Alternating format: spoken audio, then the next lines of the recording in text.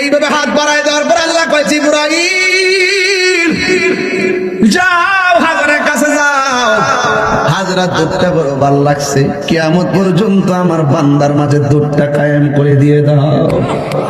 মা একটা দূর মারছে, সন্তান ইসমাইল ছোট বাচ্চার কাছে গেছে, যাইয়া দেখে পা গুলা লড়াইতেছে, পায়ের গোড়া দিয়ে আমার আল্লাহ একটা কূপের থেকে পানির ফোয়ারা বাহির করতেছে।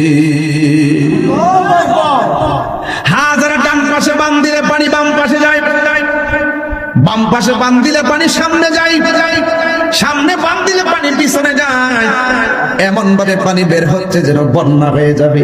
লাস্টে পানি থামো, পানিটা পাশ করে থেমে গেছে।